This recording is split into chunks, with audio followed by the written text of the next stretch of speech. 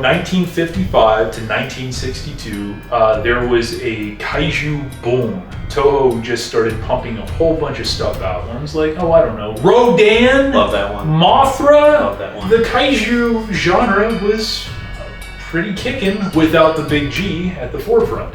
But as they drew closer to 1962, that was their 30th year of production, Toho Studios. And they wanted something big. And so what would be bigger than King Kong versus Godzilla?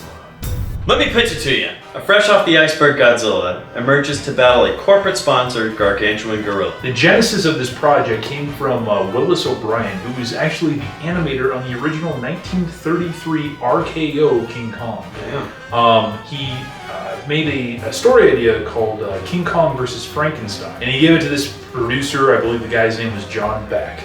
And Beck shopped it around and nobody was interested. He sold it to foreign investors, Toho. And Toho wasn't really interested in doing King Kong versus Frankenstein. They just wanted to have King Kong. I found out they had to pay 80 million yen, supposedly, to have the rights to King Kong. That was the majority of the budget for this movie. It went to picking up the rights to King I'd Kong. say it's worth no more than 70 million yen, but I think they overpaid there. Yeah. Highest grossing Godzilla movie of all time. Brought in 12.6 million Japanese viewers. What did you think? I found it pretty entertaining. I did too. This was the first time that either one of us had seen the Japanese version of this film, which is just vastly different than the American. Let me just say that the Japanese version, light years ahead of the American version. The American version just dumbs everything down. I know it's very cliche to knock on the dubbing and stuff like that. I'm not even knocking on the dubbing. I'm just knocking on the unnecessary editing, the unnecessary scene additions, and the soundtrack changes and whatever else. It's supposed to be a satire on commercial exploitation, because apparently Ishiro Honda, who actually came back for this, the original director of Godzilla, came back with this project. Thank God. Yeah. Yeah. Whatever happened to what's his name, Oda? He's at the bottom of the sea. But you could tell, like, for this one, they weren't going for the super serious tone of 1954 version. They wanted to lighten it up a little bit. Yeah. This human cast is just so much fucking better than what happened in Godzilla Raids Again. And they're just the mirror opposites of the cast of Godzilla 1954. They're very, expressive, and obviously they're going for the more comedic tones. Mm-hmm. In my opinion, having a little bit of a more lighthearted element, especially with the human characters, makes it far more interesting. Right. Unless you have a really compelling story with layered characters, which G54 had, This one, they were just fun and goofy. Right. And it makes it both ways. You're not waiting for the monsters to show up. You're actually, paying attention to what the humans are doing. This was the first movie to, basically create what would happen after almost every other movie after that. I mean, Godzilla Raids Again, okay, you had two monsters battling out, whatever, but this movie didn't just have them appear and fight. Right. You know what I mean? It kind of built up to it. Right. There was no build up in the last movie. They literally, like you said, they just show up and they're fighting, and then the fighting's done. Yeah. Like with this, you have to build it up, and you have to have that climax at the end. You want to talk about Kong a little bit? Worst Kong suit ever, I think. I think his face looked like Razar from Teenage Mutant Ninja Turtles: Secret of the Ooze. He was just kind of like... And then, like, I don't know, for some reason the actor in there just always had his hands above his head. Like, I know they were trying to imitate a gorilla, but like, this is stupid. Oh yeah, and then the first time Kong came on screen, there's this really fucking awful puppet, and I'm sorry, my phone's going off. It's Ares from Apollo Z Hack, by the way. Oh, cameo appearance. That's pretty cool. See that? Nice. Ryan, we all love you. But the first time they went to this close-up shot of this Kong puppet, Brian, I'm looking at the screen, I just hear, from my right hand side, I just hear, oh God. And every single time there was a shot of this fucking Kong suit, I'm just hearing, oh God, oh God. And it's just Brian, you know, the whole fucking time. But this thing was awful. Like, this is probably the worst Godzilla monster suit in the entire series. Okay, so you mentioned one of the movies in between Godzilla Raids Again and this was War of the Gargantuans? No. War of the Gargantuans came way later. Okay, I was gonna say, because those are two guys in suits, and that actually looks legit. Well, we were talking about this. Like, I think that King Kong is the only mammal, you know, type to basically get a suit, because every other Godzilla foe is a robot or a bug or a reptile, and they're not really that expressive. Right. But even with the Gargantuas, you know, they had the actor's eyes shown, and that adds a whole layer of humanity. And, you know, he really just, I love to think of him as an over-the-hill King Kong from 1933 that just got cast for this movie, because he fights an octopus and he gets tired out, so he gets drunk and he falls on his ass, and there's this big song number, and he wakes up and he doesn't trample anything big, it's just like a couple houses. He punches a building. And like his destruction and everything's just kind of muted with him. He doesn't climb the Empire State Building, he climbs a building that's like 12 stories high. The Japanese Diet Building, yeah. And then they shoot some tranks on him and they play music and the guy just topples over and he's drunk again. It's not until the very last act when he finally has enough power to overcome Godzilla and, you know, they topple in the sea. It's totally Rocky Balboa. Oh yeah. With a fat ass old gorilla. Kong is the worst designed monster, period. I love it. I would love to get the toy of that. They actually have a toy of him. But does it look just as bad too? Yeah, but it goes for hundreds of dollars and I'm not even joking. Probably costs more than the actual suit itself. Do you think that this movie is a desecration to the original King Kong? I don't think so. I think it's just a different take on it. You know, it goes back to the whole like G54 thing, you know, where it doesn't have to be so serious all the time. You can do a different take on it. Just like this Godzilla, would that be considered a complete desecration of the original one? I say no. I mean, the original Kong was like, what, 20 or 30 feet high? So something like that, yeah. Yeah, and was into human females, so...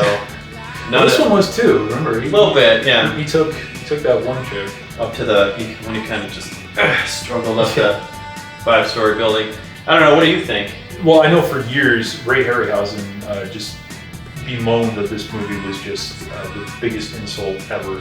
And I mean, considering his associations with O'Brien and what happened there, I can't really blame him. This movie is just a half-assed retelling of the original Kong story. I love the original King Kong. It's just a beautiful, wonderful film. Not the Peter Jackson one. I know you love it, but I do. I think I'm in the minority on that one. Comment below.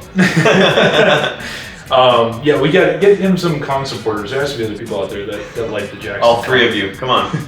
When I hear stories like when Tsuburaya was like, well, I want my suit to replace the original stop-motion animation design, you just kind of look at that and be like, seriously? Much, yeah. It's just another chapter, just like the American Godzilla was another chapter of the Godzilla franchise.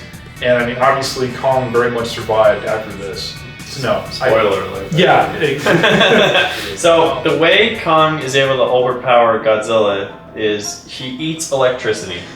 Which I remember the first time I tried to eat electricity, it didn't go so well. You actually did that after we watched this movie. Right, but like, how does he know that he's got to eat electricity? And I realize this is probably due to the fact that Kong was supposed to be Frankenstein at some point, which would make a little more sense. Good call. I didn't even think about that. Oh, no? I didn't even think about that, no. This is my show now. You'd think they would have some sort of explanation. When the clouds roll in and it looks like it's going to start storming, they're like, oh, you're going to see some shit now. Oh, Kong is going to blow this guy out of the water. Just wait till he gets struck by lightning. Just wait. Yeah. And you're just left to wonder. It's like, yeah, how did he know that? How do you know? It didn't happen. You want to talk about the first battle when Kong meets Godzilla? Go for it. I thought it was pretty cool. It was very brief. Very brief. I mean, the first thing you think of when you hear King Kong versus Godzilla is all Godzilla's got to do is blow his fire, fight's over with. Exactly. And that's exactly what happened. Totally damaged Kong. He ran away scared.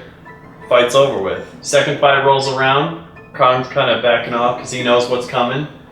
But then again, you know, he eats the electricity, and suddenly that makes him fireproof. But whatever. And I kind of like too, before he becomes fireproof for some reason, you know, he's like hiding from Godzilla. He's throwing rocks at him. He's grabbing his tail, trying to fling him around. Yeah. He's using like other strategy. You know, I kind of dig that. It makes it more like real as opposed to two monsters just wrestling. Exactly. You know? This is jumping to a different subject, but I can't find anything to indicate why they chose to do this. Changing Godzilla's roar, the pitch. Yeah, this is the first one where it's a lot higher, right? Yeah. See, I like the original, and from what I know, they don't do that original sound ever again, do they? He has a deeper roar. It's not quite. It's like a variation of the original in 1984 through King Ghidorah, I believe. Okay. I don't know. What do you think? Old roar versus new roar. Which one do you like? Honestly, I think it depends on really just the subject of the theme of the movie. Does that make sense? Yeah, absolutely. You know, I mean, if it's heavier-handed subject, I mean, that deep roar, you really can't go better than that. It's fucking scary as shit.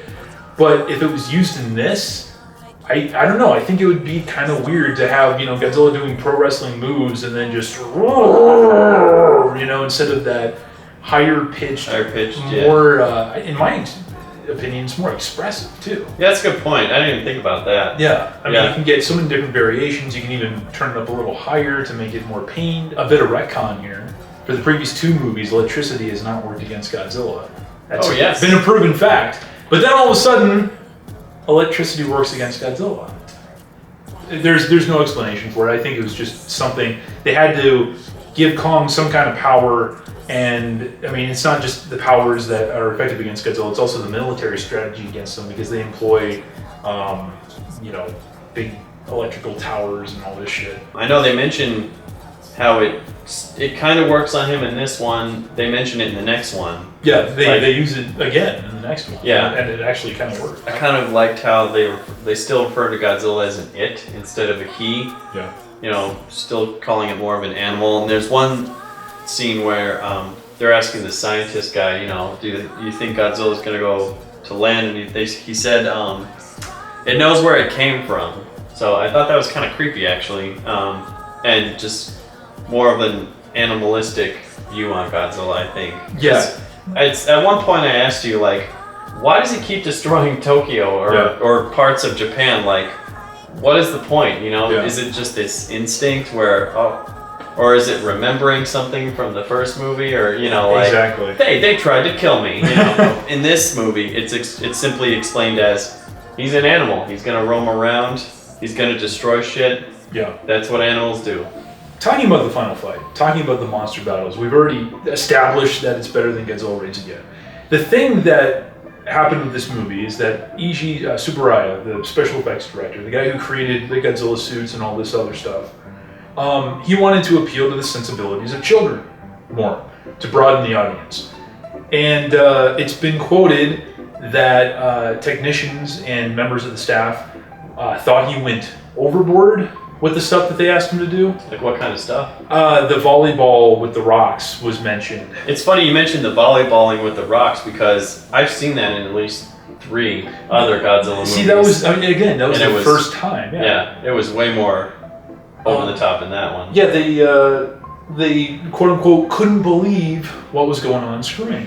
Darabont, the guy who's writing the new American Godzilla movie, recently had a quote that came out and said, you know, I only like the original Godzilla. All the other ones were just cheesy and campy. I don't understand the appeal of them whatsoever, and it's just weird because the original was always the one that meant the most. What do you think about the change in direction? I think it's fine. I mean, you know, you go back to my boy Batman. You know, he started off serious, then during the 60s, super campy with Adam West, but I still loved it. And then in the 80s, 90s with Tim Burton, super dark and weird. I loved it, but it was different. And then just recently with Christopher Nolan's films, you know, not campy, not really dark, but more of a realistic tone. And I loved it, you know. Every one different than the former. And that's kind of how I take these movies, you know. Just because a movie isn't super serious, you don't have a choir full of girls singing and mourning their loved ones, But that's how I take it, is like, you know, it doesn't all have to be serious, because if we were to watch 27 super dark, serious films, I think we'd probably hang ourselves. It needed to go in the direction that it went to. Agreed. They pulled back, they scaled back in the next movie, and we'll get to that. But the thing is, in order to even have more life in this, you had to go this direction. Yeah, I agree 100%. Yeah. Rolling back here, we talked about the monsters and all this stuff. This was also the first occasion of the worst American cast actors in any Godzilla movie. You think the dubbing is bad in the American versions? Oh yeah, just wait till you see what the Japanese are putting in their films. Oh god. Danger, danger, the submarine is sinking, danger. Worst actors, man! I think they were dubbed over in the American one from what I can remember. I think they did. I think they were dubbed over, and I think it sounded better because they sounded so fake in this one. I mean... And just like, you know, the ship is sinking and the captain is almost like annoyed at it. Like, yeah, there's water coming down, just turns. We're going down? All right. There's been the story that has circulated for decades about, in the Japanese version, Godzilla wins. In the American version, King Kong wins, which is totally not the case. Did you ever hear that as a kid? Yeah, I did. Actually, I didn't even hear about this movie until I was like a teenager, because I always used to say, like, wouldn't that be cool if King Kong fought Godzilla? And then one of my friends was like, well, they did that. Did hear about that afterwards, and granted, at the time when we were growing up, there was no IMDb, there was no Wikipedia, there was barely even an internet, you know, so we couldn't look this stuff up. Getting a little off track. I know they did that with the Freddy vs. Jason movie. They filmed a Freddy winning and a Jason winning, and then the ambiguous one that we got. And it's like, why? You know, everybody knows you just got to go with the ambiguous one. Exactly. Because, okay, let's just say, like, Kong wins, Godzilla is clearly dead. Alright, well, you just killed that franchise, unless you want to reboot it again. Kong needed to win in this. I don't even know if I can necessarily say he won. Because, you know, he's kind of scampering off at the end there, yeah, looking for more electricity. He swims off. He was depicted as the hero, as heroic as a giant monster can be in this movie. Godzilla was the villain. So yes, you have to have the hero overcome it, even if it is still kind of semi-ambiguous. Godzilla is not seen, but again, the point stands that Godzilla did return, and return, and return, and return. If you can, try to track down the Japanese version of this movie. I would give it 3 out of 5 stars. I think I'd agree with that, sure. Yeah. It is one of the more fun movies. For me, I would put it probably top 10 maybe? Really? Films? Maybe. I think interesting. So. We'll have to do a top 10 at the end of this thing and see. We will, for sure. But what do you think? I mean, in comparison, your thoughts? To the ones I've seen, yeah, I could see that actually. Like, the more I think about it, the more I'm thinking, this was actually pretty good. Personally, I prefer it to the movie that we're going to be covering in the next review. Good transition. Which I believe to be the most overrated of the original. It's critically, and just everybody who watches this movie loves it. I remember when I was growing up as a kid, it was on TV all the time. Like whenever they do a Godzilla marathon, on TV all the time. It's probably the one I've seen most often out of any Godzilla movie. Yeah. And that would be the movie that we're going to be covering next, which is Mothra versus Gojira, 1964. So, guys, for Godzilla's sake, keep watching more Godzilla films so you can have a better quality life. I'm Matt. Brian. And reminding you to collect responsibly, and we'll catch you later.